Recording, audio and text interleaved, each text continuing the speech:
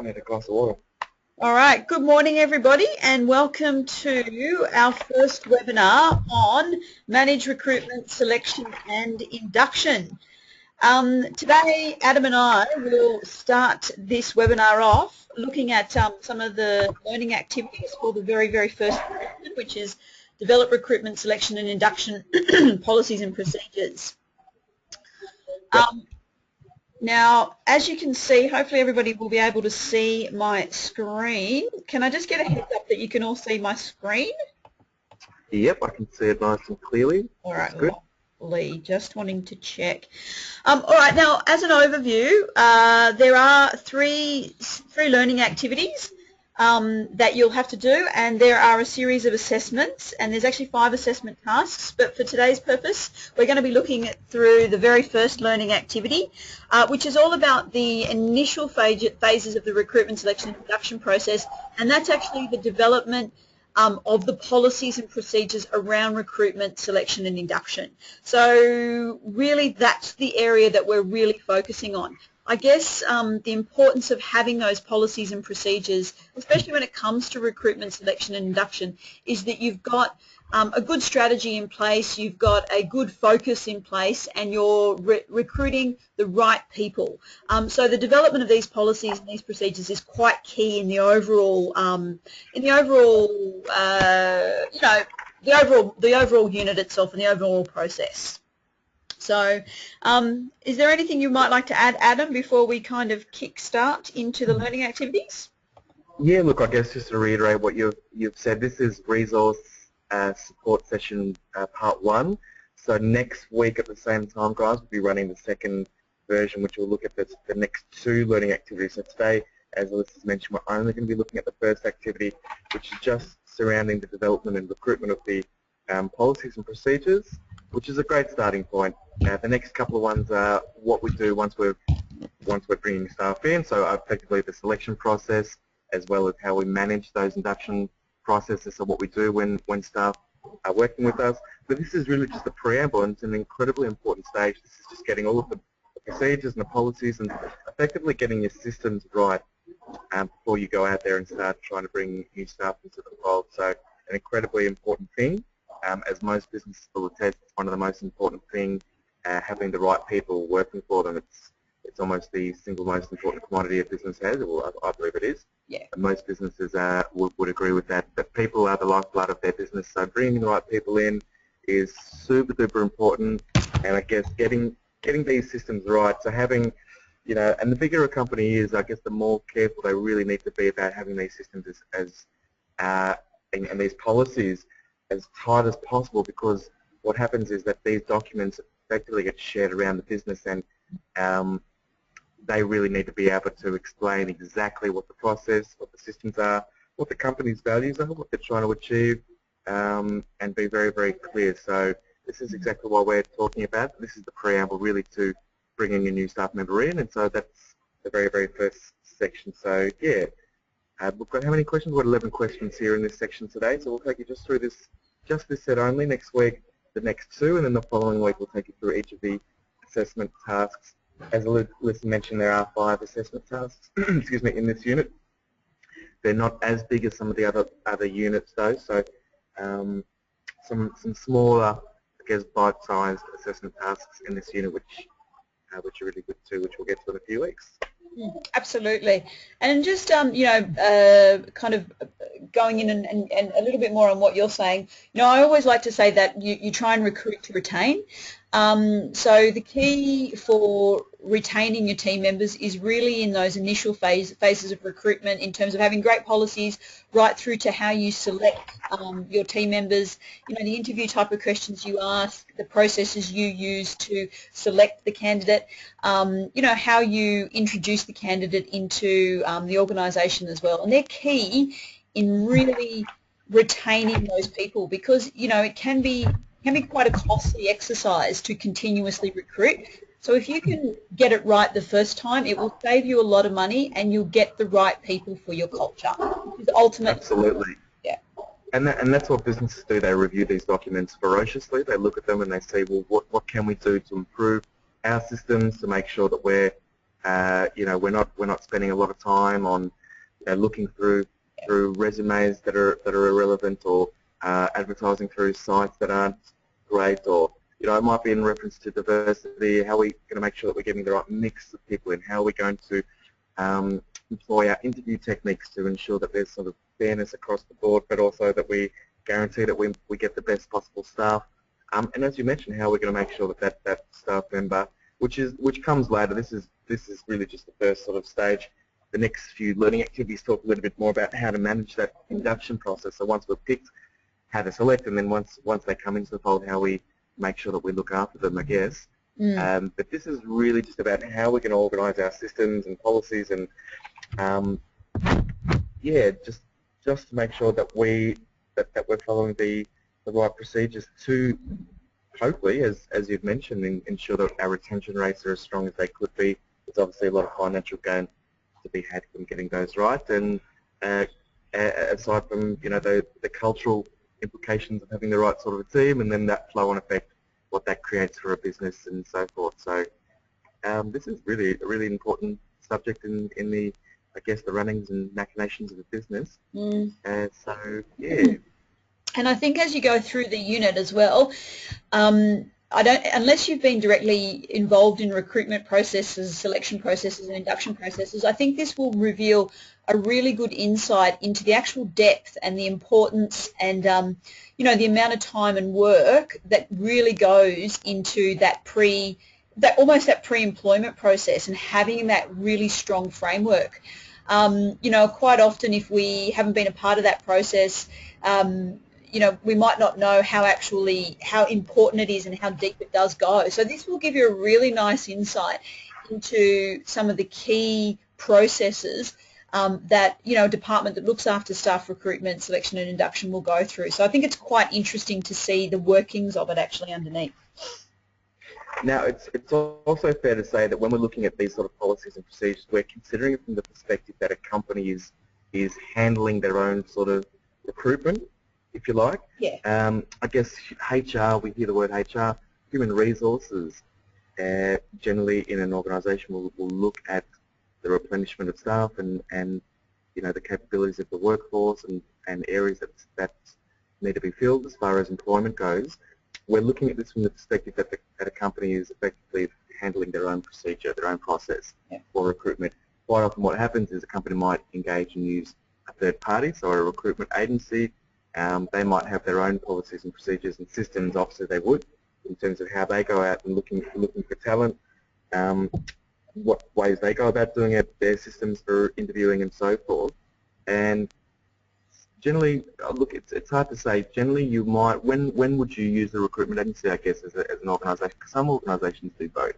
Yeah. They have internal HR departments, but they also use agencies. And my understanding is quite often what happens is when you're looking for a very specialised sort of a role, quite often use an agency that might have their fingers in some sort of pies or some area that really might help to get to the right people, because they're the sort of people you might be looking for in some specialist areas might be best suited to, I guess, certain specialised niche markets and techniques for recruitment.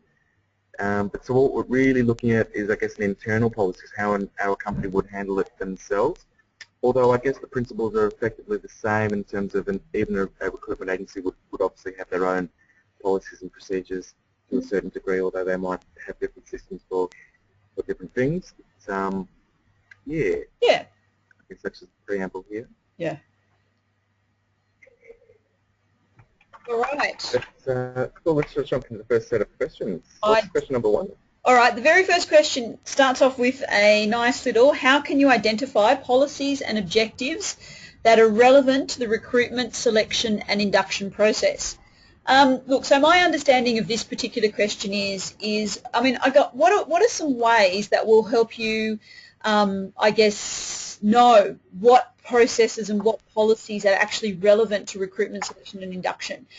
I would be quite inclined in terms of this response to really think of things like, if you've already got a framework in place, perhaps ways you can identify different objectives and policies is by having, current up-to-date industry knowledge, using your networks to be able to see what kind of, what's happening out there in the world of recruitment, selection and induction processes, using feedback, I guess, from previous experiences that you've had in the recruitment, selection and induction process to be able to help you identify, I guess, areas where you might need to address in terms of your current framework.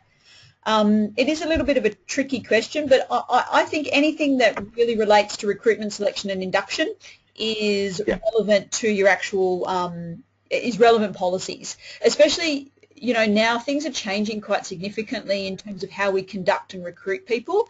So really keeping an ear to the ground and having a strong network and listening to what's happening in the market, I think will also give you a bit of an idea as to what policies you might need to include in your framework. So really, I mean, this question, it seems more complicated than it actually is. Really what it's sort of saying is, if I'm working at a company, how am I going to identify the policies and the procedures that are relevant to what we're talking about now, which is staff recruitment induction. And as you said really at the start, it's considering anything that might have some sort of either direct or indirect implication on the effective recruitment, selection and induction process. Now, some of the ones that are directly related might be the, specifically the interview process. So there might be a policy surrounding, this is how we interview, these are our definitions, these are our rules, this is how we interview.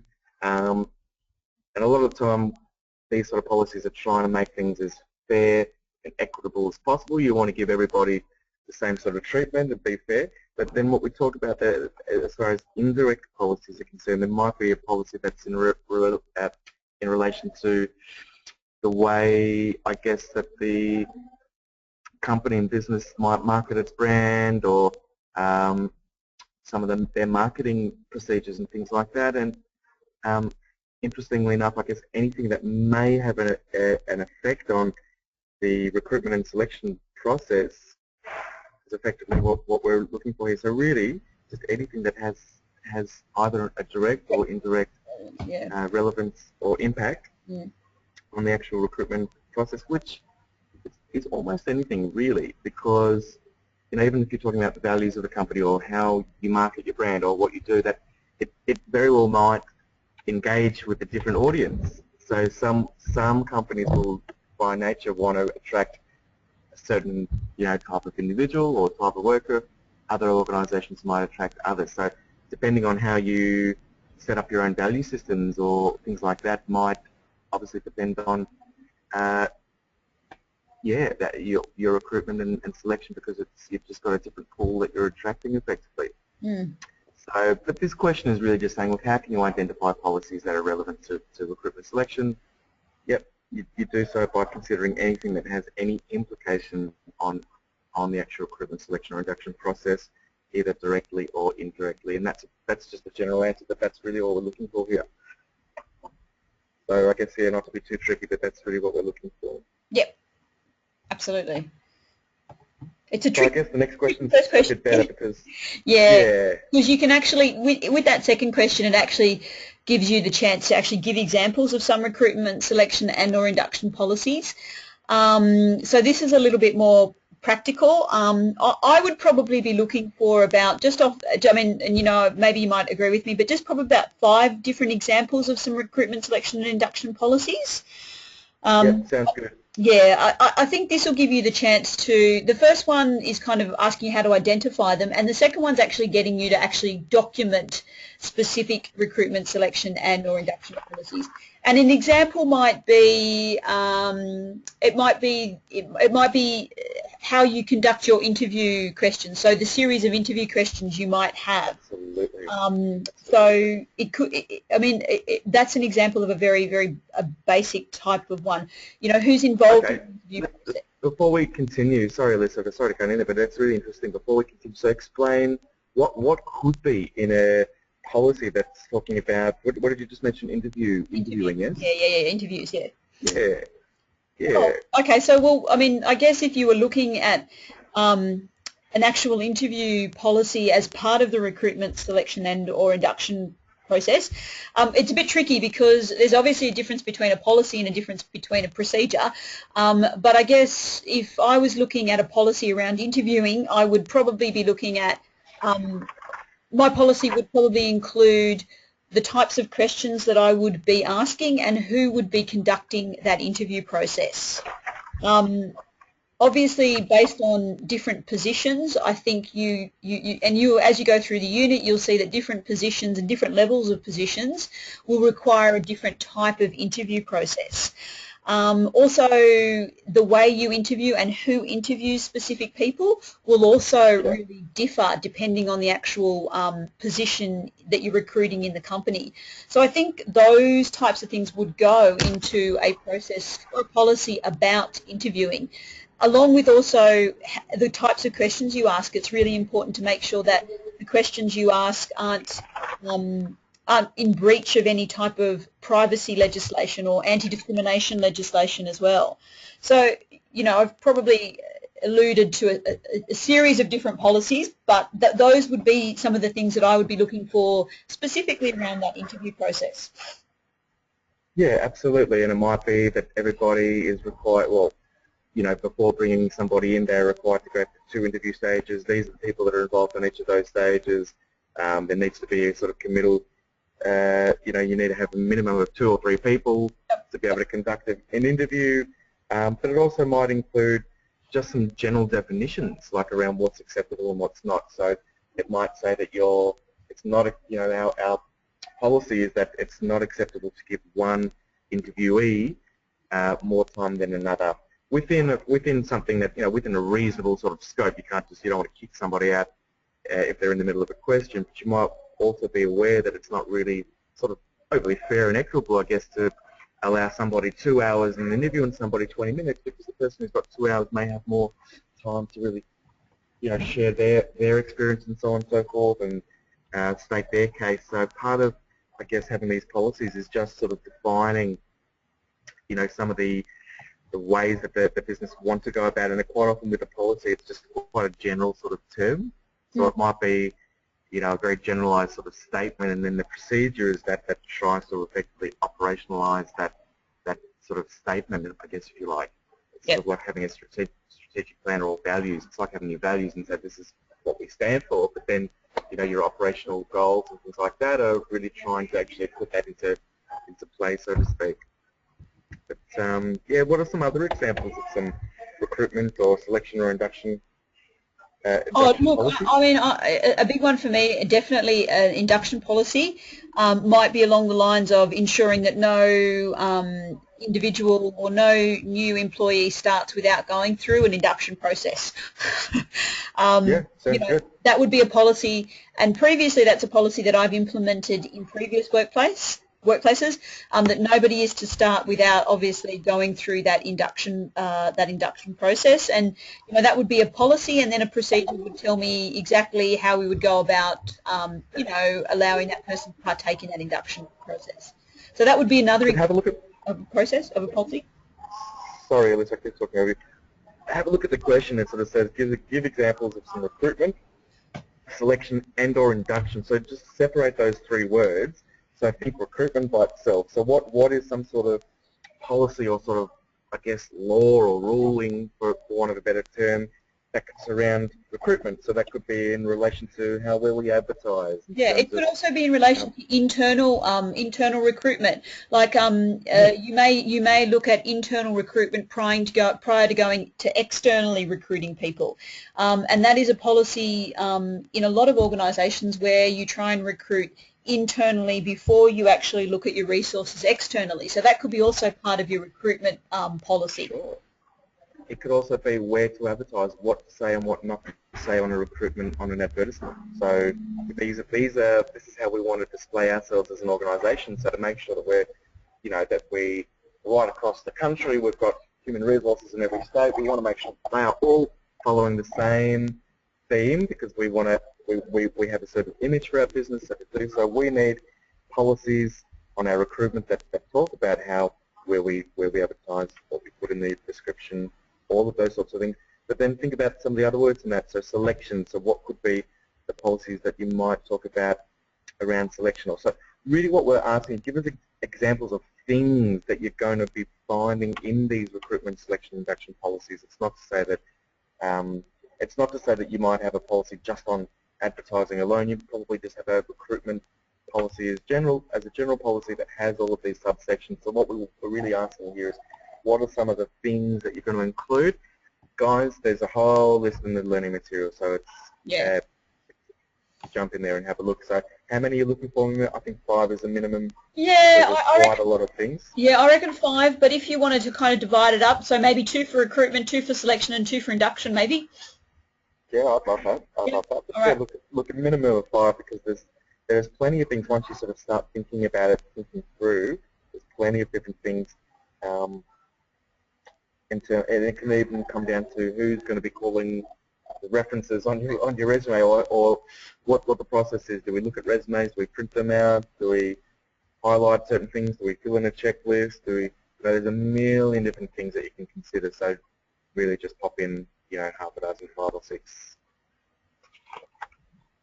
So let's move on to the next one. I'm happy with that. Yes, so am I. All right, that next question there is, what are some examples of recruitment, selection, and or induction objectives? All right. So basically what this question I think is asking you is, what do you want to achieve with your recruitment, selection, and induction processes? Okay. Now, I think that's probably the easiest way to kind of look at this question.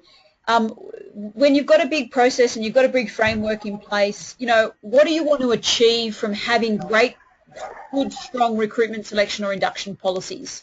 Now, I know that one of my objectives would always be, staff retention. Okay, one of my big objectives would be just to retain. I say recruit to retain, because recruitment can, if you don't get it right the first time, cost you quite a bit of money.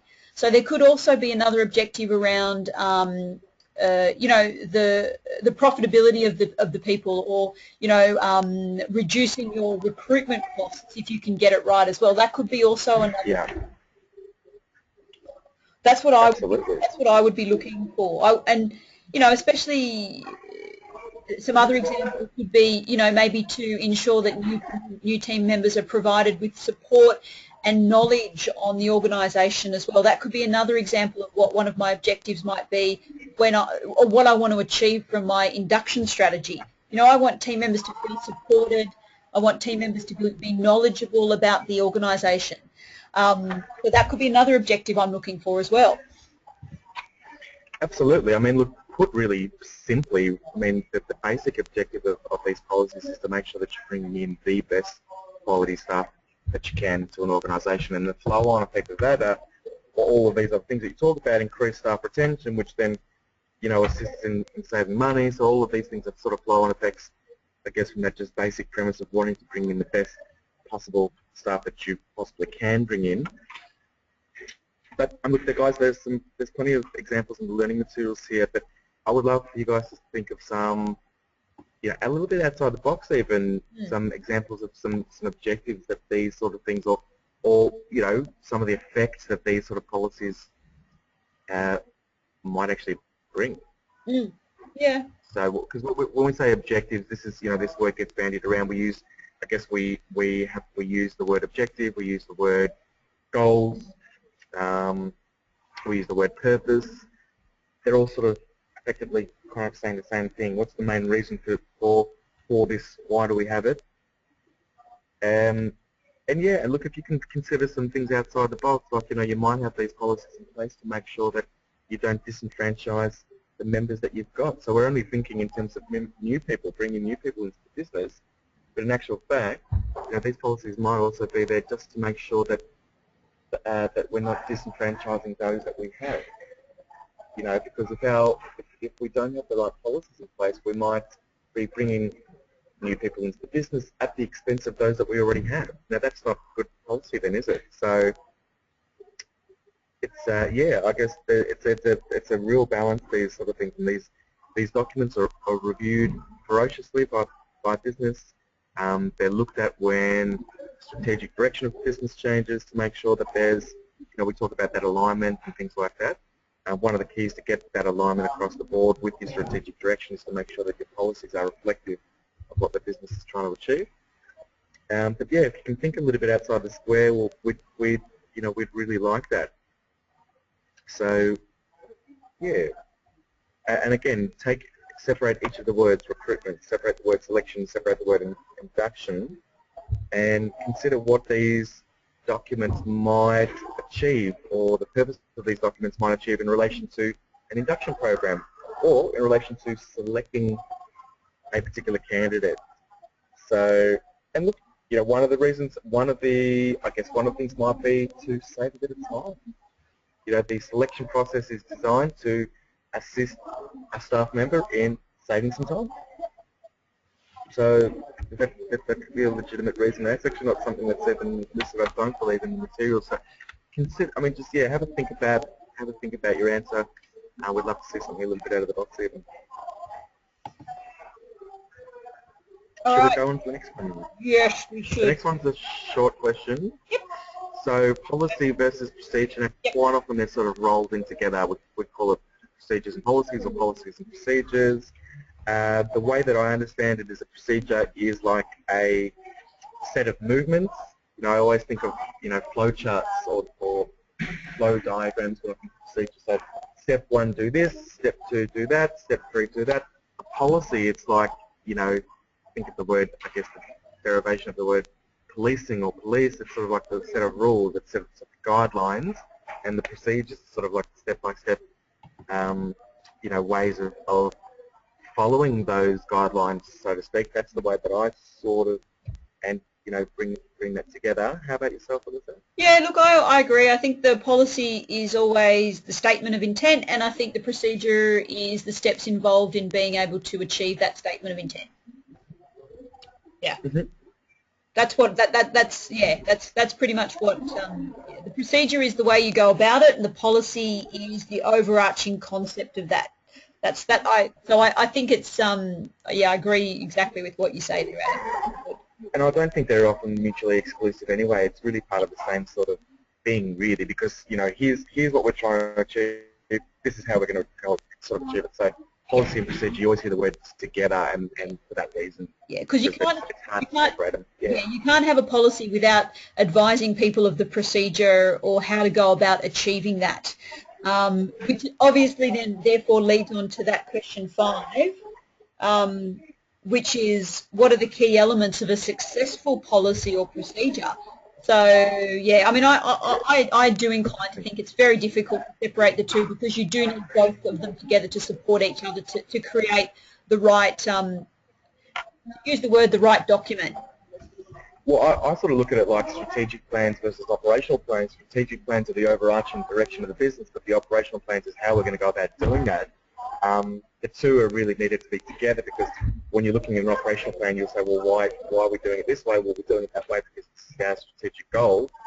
Likewise, the strategic goal or a policy by itself is empty. It doesn't actually tell us how we're going to go about doing that. It's just a very loose sort of ideal that ideally we'd like to do this. It'd be great if we could do that. Well, the procedure is actually how we're going to go about it. So same with the operational, your operational goals. This is actually how we're going to go about achieving our strategic mission here. So there is that link there. But yeah, so the key elements of a successful policy and procedure, well, really, I guess, are they achieving what they're designed to achieve, first and foremost? Yeah, exactly right. And are people made aware of the policy? Is the policy using language that people can understand of them? Yeah, good one. That's a great one. Is it accessible?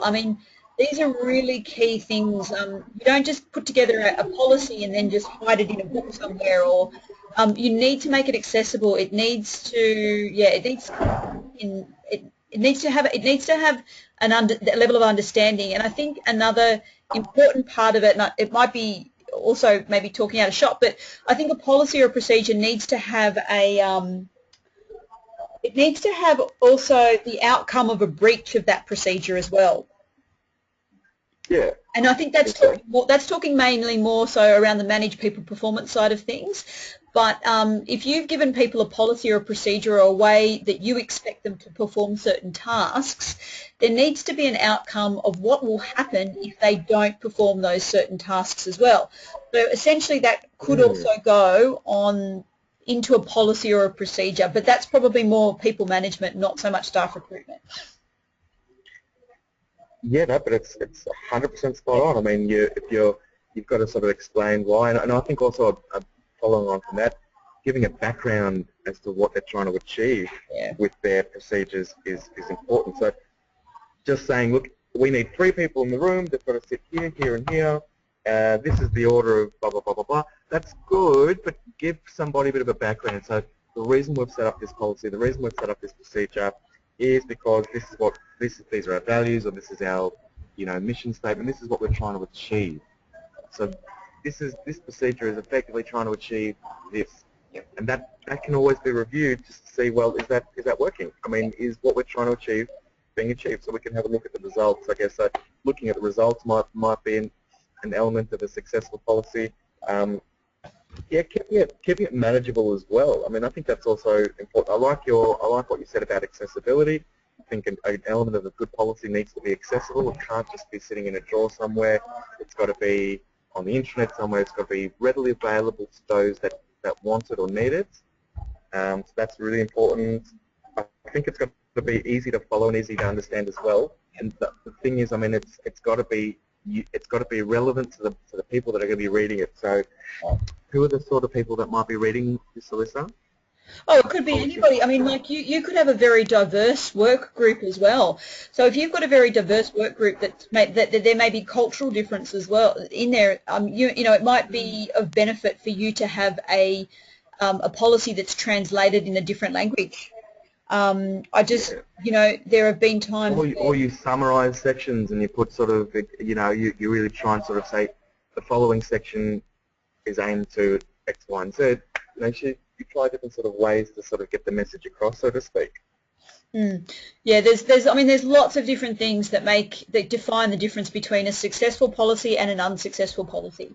So, and we could probably, I imagine we could really talk about, there are just so many things around this. So, yeah, again, how many key elements would you be looking for this one, Adam? Look, I'd look for at least 3 key elements here. If you only give me 1 key element, then you're not thinking hard enough, because there's a million different things. So I'd love to see you sort of think outside the square and put a couple of things in there that's not included in the learning materials, and just sort of give us a couple of things from your own opinion, even from a user's perspective.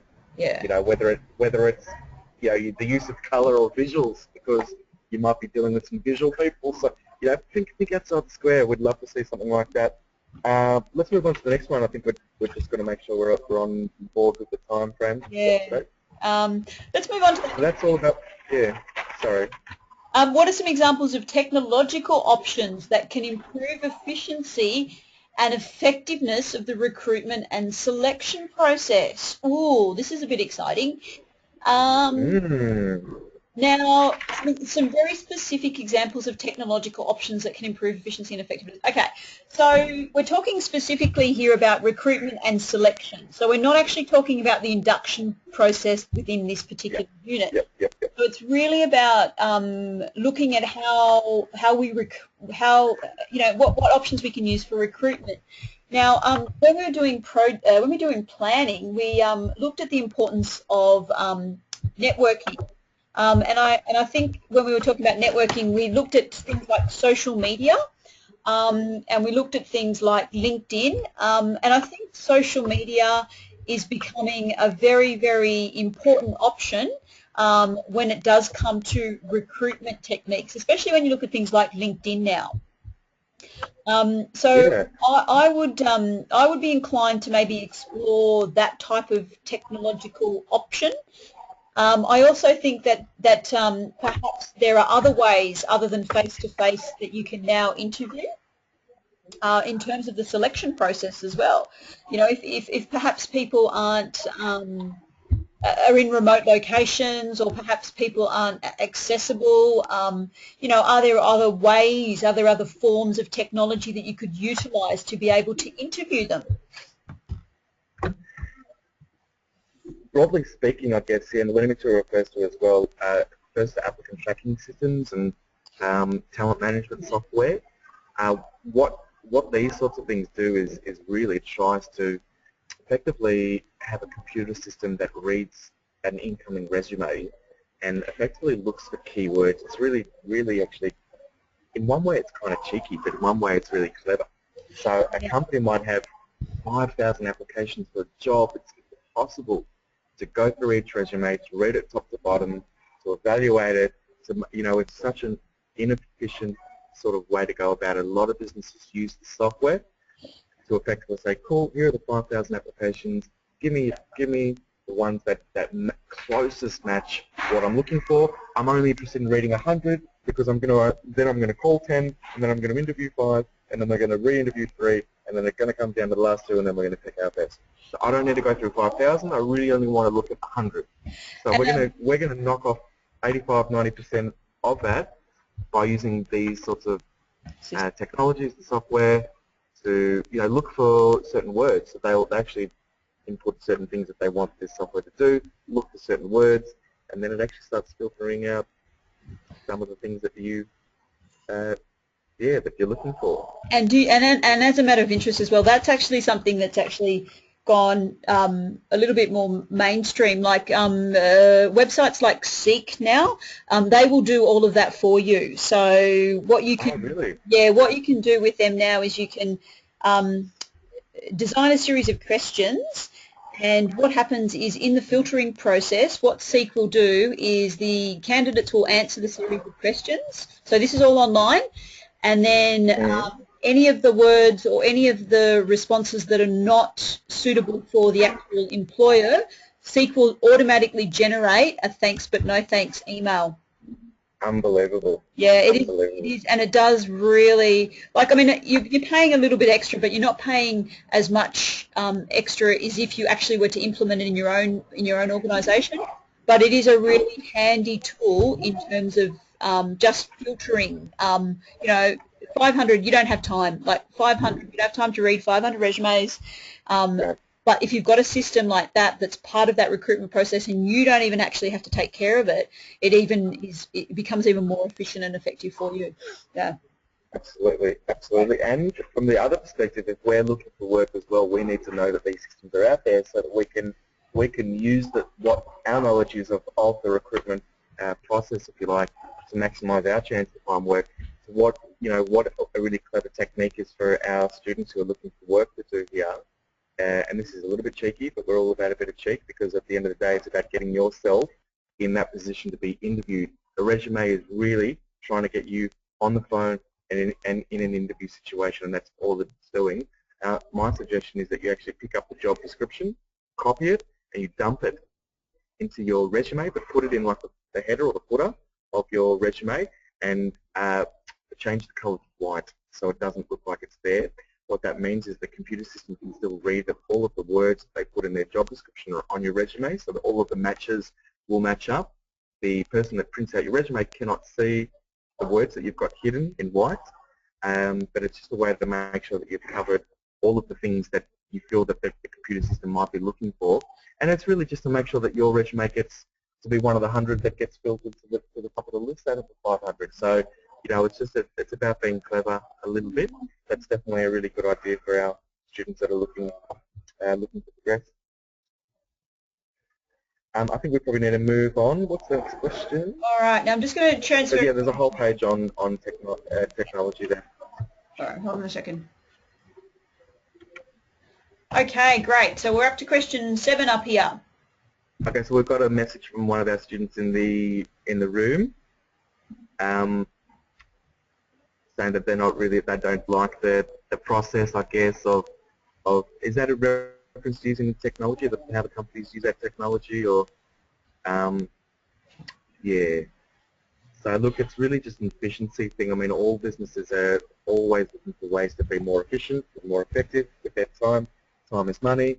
The more time you have, the more the more things you can actually do that are proactive as opposed to reactive. Selection and recruitment are very selection is very reactive because you're getting a lot of things coming your way and you have to sort of deal with those. So the software, I guess, tries to, I guess it tries to make that more efficient and just deal with the main things. But as clever leaders that we are and businessmen and women that we are, we're aware of these systems. We're aware of what technology companies use for these processes, and that's going to help us get an advantage on our competitors.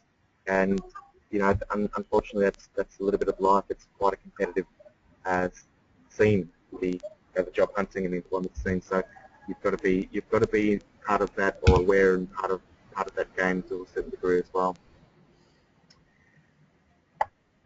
Not ideal, and look, and just for our students, not all companies do use that, but usually, a smaller company that might only get 20 applications are going to spend a lot more time reading over those applications. A bigger company, that gets a lot of applications might use these systems for some of their more generalized roles, less specific roles. So it just depends on the situation too.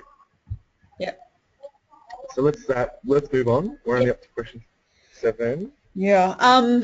So what improvements are possible with the introduction or implementation of technological options?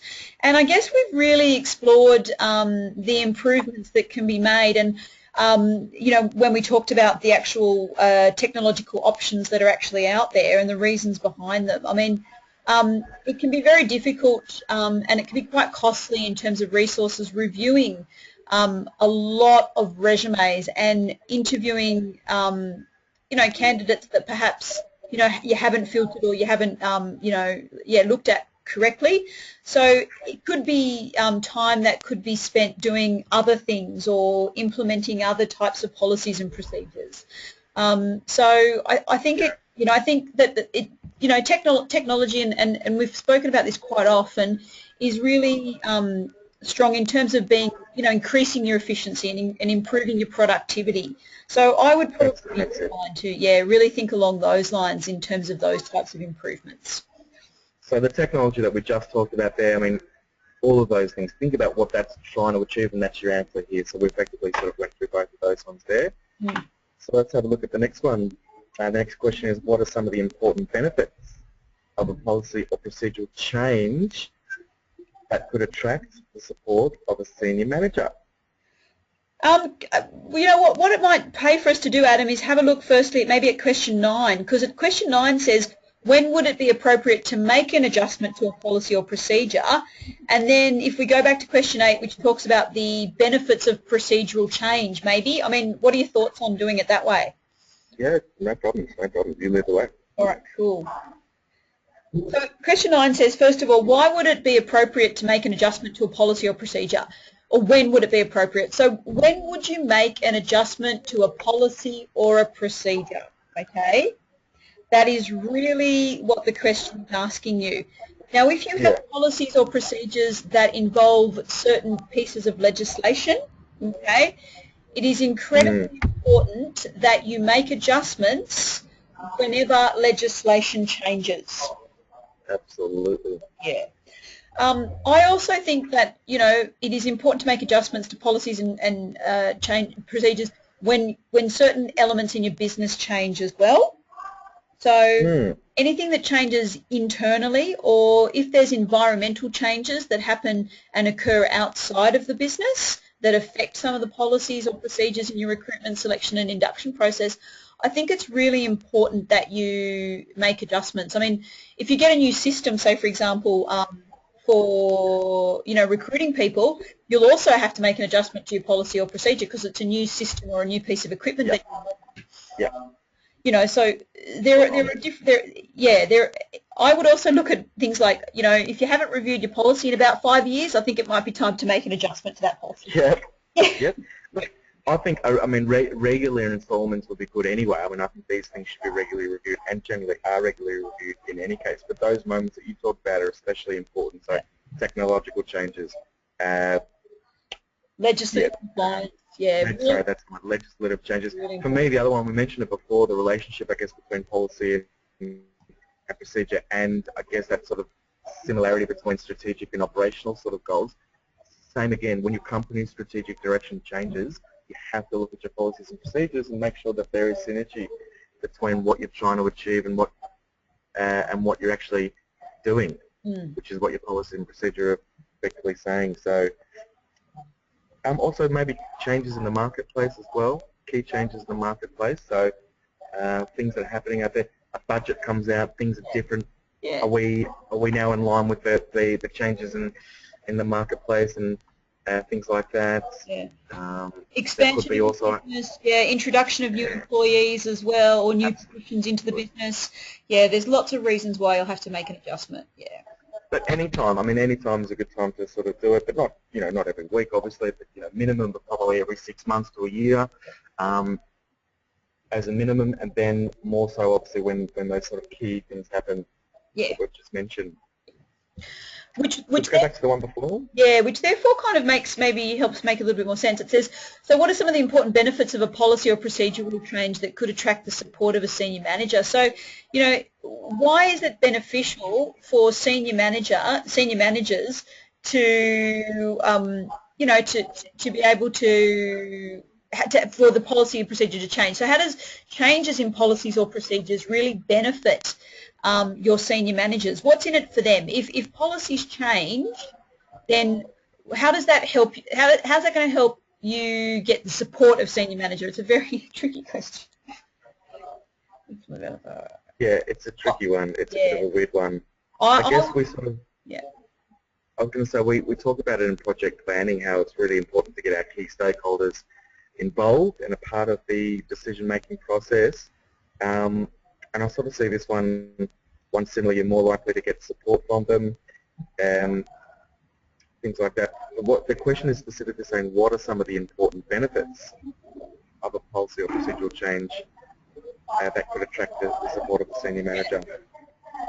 And I definitely think, like, if there is a procedural change, or if you make adjustments to a policy or a procedure, and it is relevant to a senior manager's team, I think you'll gain that support from them because you are engaging them, you're looking after them, you're making the policies and procedures for them relevant.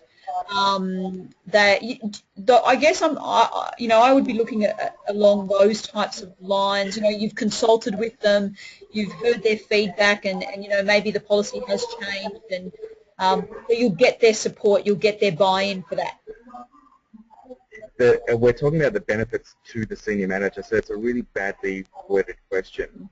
So really what we're actually asking you, in just very general terms, this question is really asking you, what are some reasons why a senior manager may be supportive of your changes? Give me some general reasons why a senior manager may be all excited about some changes that you guys are making to the policy and procedure. That's sort of what we're asking. What are some of the benefits? And what are the in general terms, what are the main reasons? And I think there are 3 listed in the actual learning materials. So have a look there. But just think quite generally. I mean, what would a senior manager look at a policy and go, yeah, I'm absolutely in support of that? What are the reasons why a senior manager might come out and say, yes, I'm super duper supportive of those changes? So think of what some of the reasons why a manager might say that when they're looking at the document. And yeah, just have a think about it in that way. There's some information in the materials. Again, it's a pretty iffy worded sort of question. So really what we're sort of saying, what are the main reasons why a senior manager may support you when you change. So yeah, we're happy with that. Next question. All right.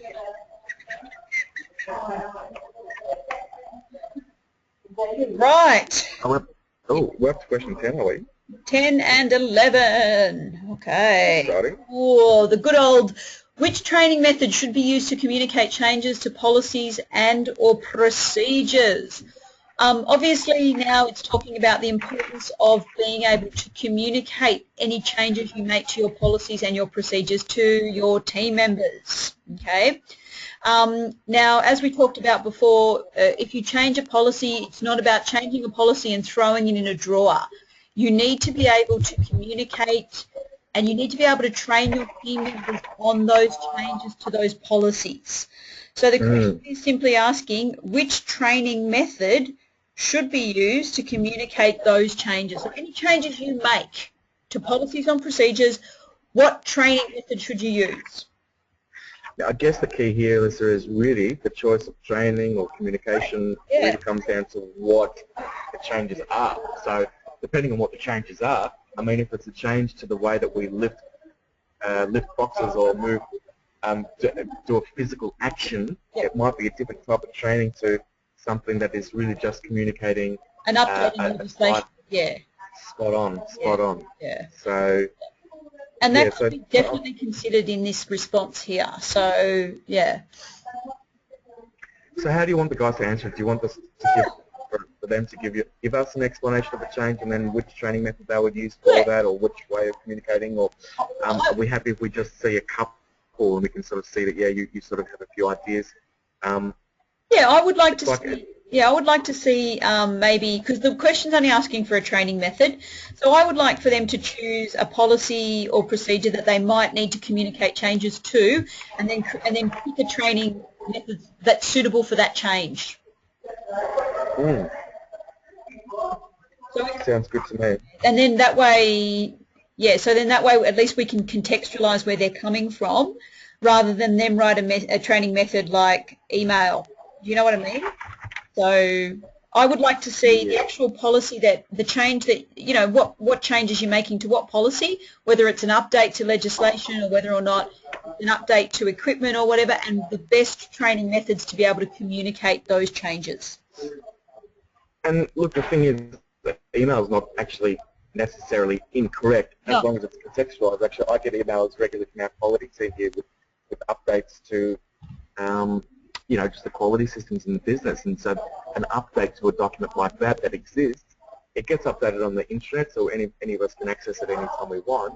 But what happens is you get an email saying, hey guys, the policy's been updated, and there's a few dot points saying here are the key sort of areas of change in this update, and then if it relates to you, you can open it up and look into it nice and deeply and carefully, and if it doesn't relate to you, then you don't really have to, So in that situation, having like an all-day training workshop for all staff members because there's a slight update on one of the quality procedures is not relevant. It's ridiculous. So it's about picking horses for courses, the right sort of methods and delivery methods or communication techniques, depending on what it is, what the changes are or what the policy is. So generally speaking, if it's something that's a change in the way that people physically do their things, or change to procedures, there's probably a different sort of system of communicating and training that goes involved with that than when there's just sort of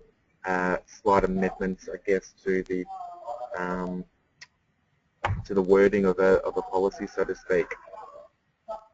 Well, no, not necessarily, but sometimes, and again, it just depends on context. So for me, I'm happy if I see a couple of different options, or as Alyssa said, pick an actual example of a change and then give us the actual version thereof of the method that you would use, so that way that we can sort of see that, yep, you're sort of thinking along the right way.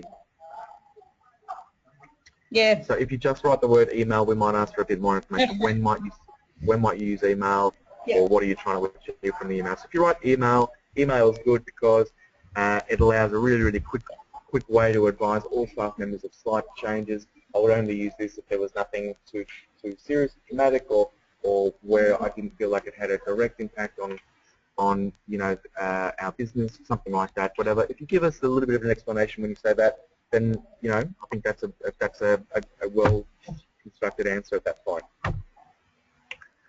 Last question. Now that last question kind of could even expand on the whole concept of maybe emails, because it's what are some examples of forums used to communicate the change to policy or procedure. So again, this is almost a bit of an extension, but kind of using the word forum in there. So obviously my understanding of the word forum would be a group of people that might come together. So what are some examples of groups of people that might come together in your organisation regularly, what forum do you use to get these people together to be able to communicate the change? So I didn't actually realise this question was coming up. I've sort of interpreted the previous question to sort of include this. So I guess really now looking at it, the previous question is just in reference to sort of the training methodologies. So when you physically need to retrain your staff because of the changes, what sort of training? This one is when you just want to communicate any changes, how are you going to communicate? So when we were talking about email before, it's probably more relevant to this question than the previous question, whereas the previous question is more in reference to physical training or, you know, workshops and things like that. So I guess, yeah, I didn't realise that this question was coming. So this one is more like, let's say, a forum, so the method that you're going to communicate, really. Yeah, absolutely. And, you know, I can think of a good few there that you could communicate changes to with a group of people. It's just what forum do you choose to use to be able to communicate those changes? Okay, so let's throw a couple of quick examples. What about a change to an interview sort of policy? If there's a key change to an interview policy, how is that going to be? What forum would you use to sort of communicate that change? What was the, sorry, can you just repeat? I just had a plane fly over. Sorry. Yeah, that's okay. That's okay. Just the last one before, as an example, if there's a key change to the selection process or a key change to an interview process, so let's use interview. So interview techniques, we're making a big key change to our interview. How are we going to communicate that, and who should we communicate that to? Yeah, look, I think if we're having a key change there, I think we would need to gather the relevant people that directly affects and who are, you know, affected by that particular policy. And I would probably maybe suggest a small meeting that perhaps might be then used to really communicate that change. If it's a bigger change as well, just as a matter of curiosity, I mean, sometimes big associations or government bodies might also need to communicate changes to policies and procedures or legislative requirements as well. So you can also have industry forums or networking functions that can also be used to communicate changes as well. Yep, absolutely. I think it's important though that horses for courses. So if there's a change like that to the way that we're going to interview, you want to sit guys down, you want to talk to your staff, you want to make sure that they really one-on-one in a group, whatever, you want to make sure they understand. If it's a change to the websites that we're going to advertise we may not need to do a whole meeting and sit people down and let them know about that. You might just email or send a memo or do something, put something on the notice board, something like that. But so again, depending on what the changes are, depending on the forum that you use. Just like we talk about in managed meetings, when you're having a meeting, it's important to select the right location. So, and the same goes here. If there are certain changes, you've got to pick the right forum to describe and execute those changes. Now, that's the end of our session today, guys. Thank you very, very much for your attendance. We hope you've taken a little bit out. Tune in next week for resources part 2. We take you through the next 2 learning activities, so it's quite an involved session next week. Following week, we'll take you through the actual activities. The materials will be available soon for you to have a look at, so go online and check it out, and thanks very, very much for your attendance. Absolutely, everybody. Thanks for tuning in so early, and have a great day. All the best. Thanks, guys.